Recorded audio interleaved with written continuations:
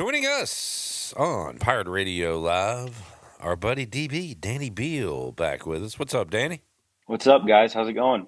Going great, man. Good to talk to you. First things first, you've been hanging out with Corey Glore? Yeah, yeah. I was gonna mention that we're playing. We're in the middle or the back half, I guess, of a 2 week homestand, and I saw some guys in some Tulane shirts walking by when I was working last night, and I was like, "Is that Corey? No way!" And I was like, "I'm not gonna go up and run up to him and it not be Corey, and it'd be really awkward." So I waited for him to get closer, and I was like, "Oh my gosh, that's Corey! So let me surprise him." I went up to him, tapped him on the shoulder, gave him a big hug.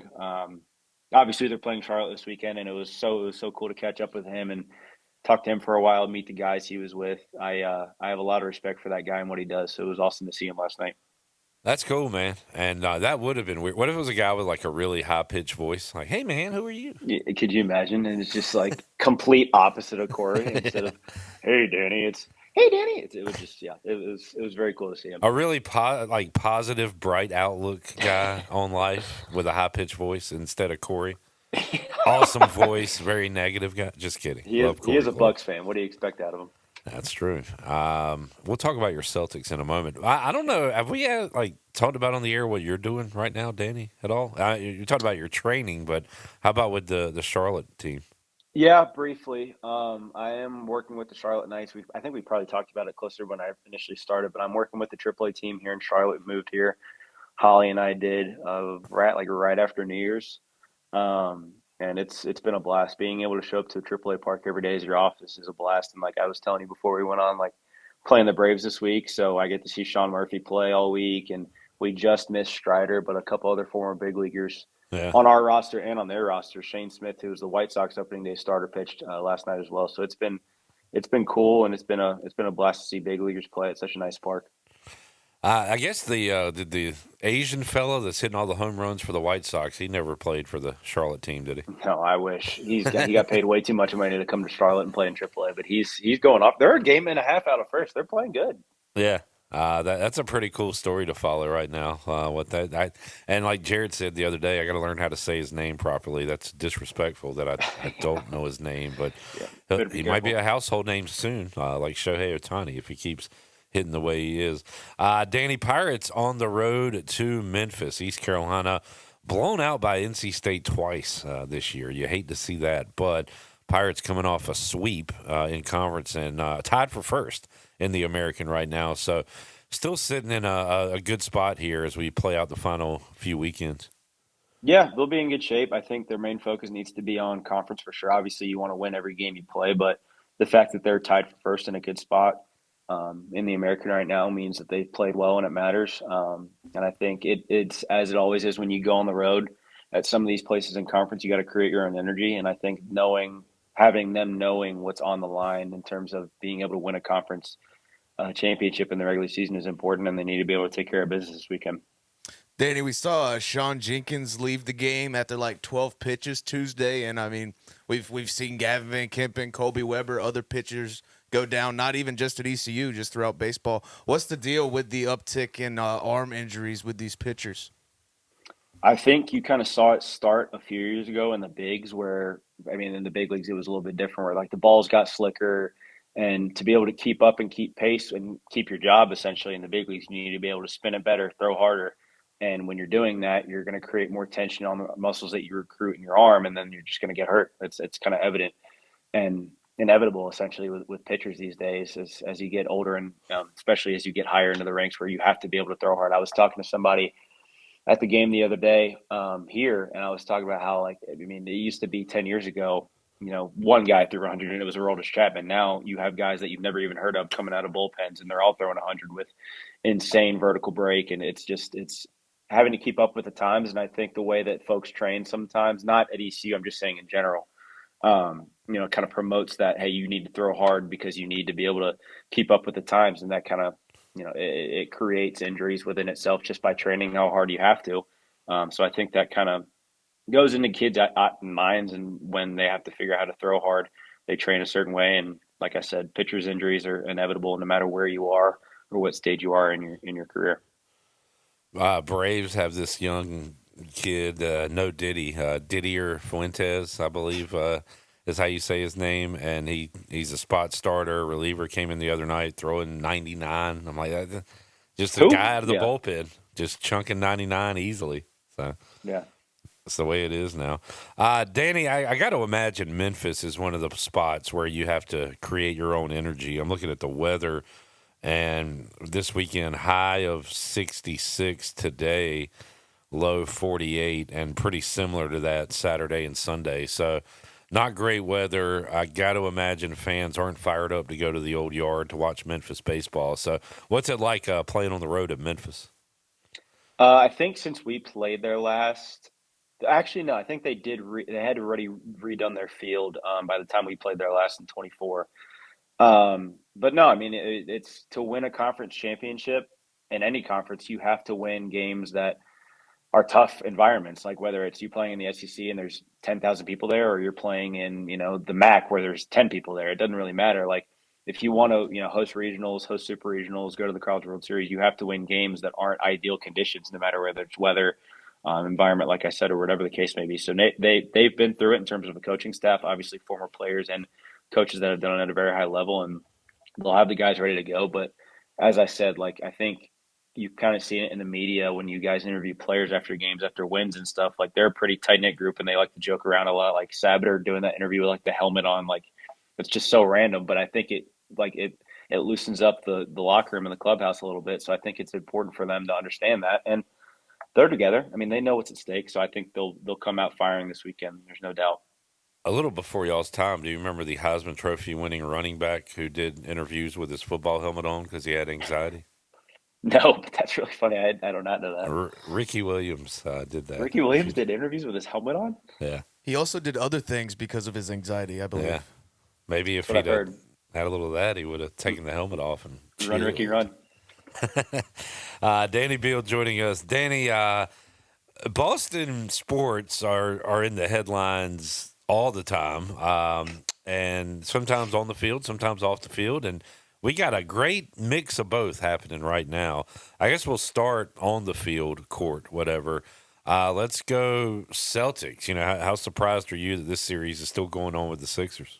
Yeah, you can pick a team right now, and there's bad juju all around it. It's kind of annoying, to be quite frank, because there's always something to talk about with these four teams. But yeah, no, you're spot on. I don't know why we're still playing this series right now. I don't understand why we just decide to not show up on some nights. I feel like it's more often than not. I mean, I saw a stat last night that Noah Eagle was talking about. Every single game this series has been won by an average of 20 points. So it's like you just either show up and blow them out, or you don't show up and they make every shot. Like Paul George looked like 2015 Pacers Paul George last night. Like it's frustrating to watch sometimes where it's a you're riding the roller coaster, and I get you're playing good teams at the playoffs. Everybody's good, but it was very annoying.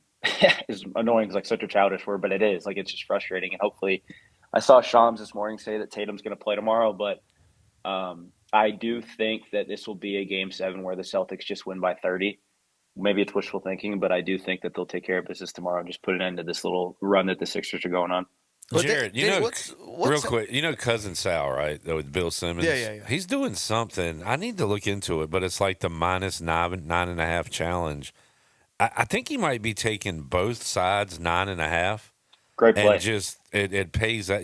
If Yeah. you win, it's going to cover your loss.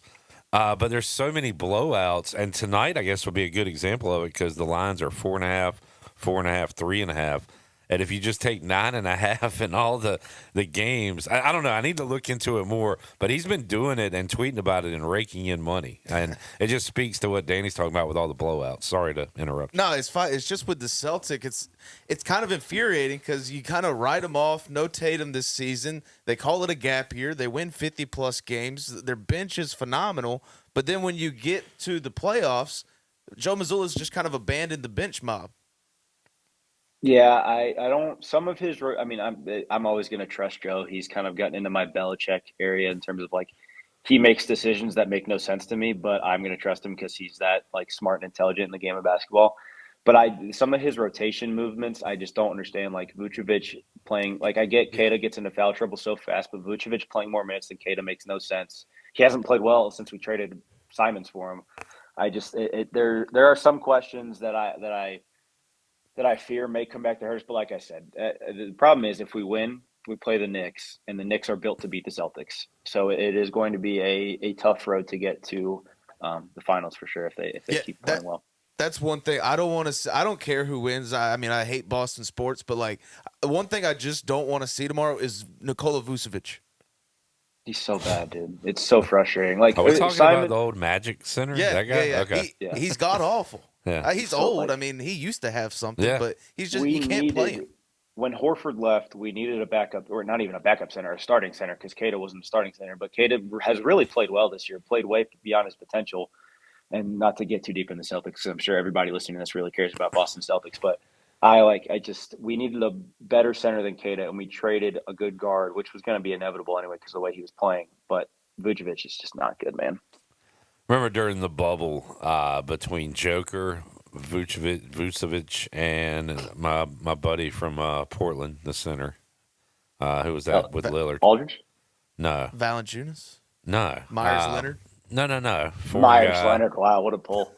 Foreign guy. Played with Dame all those years in Portland. Anyway, I said the Hornets need to send a scout to Eastern Europe, like the Yeah, worst dude. weather country you can find, and bring me one of these dudes. Mick Cronin said that the other day. I want like the most vodka drinking Russian you can find that's Yes. 7'3" and come to freaking UCLA. I got to find out the guy's name now. Danny, we talked about the Celtics. You're kind of surprised the series is still going. Are you surprised in the other way that the Bruins series, they're still alive? And I just say that because I'm doing sports trivia. There's some Bruins fans. They talk about how bad the team is, yet they, playing Game 6 at home tonight. Yeah, that's another thing that they're 3-11 or 3-10 in their last 13 or 14 home games since they won the President's Trophy in 23 at home, and it's just it. Dude, I love hockey. I've gotten into hockey this year more. I enjoy watching hockey more than any other sport right now, and that's probably mostly because the Red Sox stink. But it is so much fun to watch when they play well and play a complete game. Like Pasta scoring that overtime goal the other night was so much fun to watch. There's nothing more stressful in sports than overtime hockey, by the way, because it can end at any second. It is painful. But yeah, I am surprised. I thought that after they won Game 2 in Buffalo, that it would have been a better showing at home. But like I said, they stink at home. So hopefully they can kind of put together a game tonight, and anything can happen in Game 7, especially in hockey. So I think they just need to, again, it was Sturm is a first-year coach, and he's going up against Lindy Ruff, who's been around for a billion years. So it's going to be interesting to see the lines he makes. I know he sat Arvidsson last week, or not last week, but last game. So it's going to be interesting to see the lines he has. But I love hockey, dude. I've watched more hockey than NBA playoff basketball this year, so it's always fun when your team's in it. And by the way, I think this guy played for the Hornets last year or 2 years ago. I'm talking about Nurkic. Yeah. Okay. Yep. Joseph, I used to love Nurk. Joseph. Yeah, little Nurk. All right, let's go off the field now, Danny. How surprised were you that the Red Sox got rid of their entire organization, and that includes Alex Cora. Also, this one hurt me. I'm not even a Boston fan, but the way the Ruffin McNeil thing went down here at ECU, I'm almost anti hiring alums at this point because it ends so badly. But seeing Jason Varitek's name there kind of hurt me. I'm sure it did you.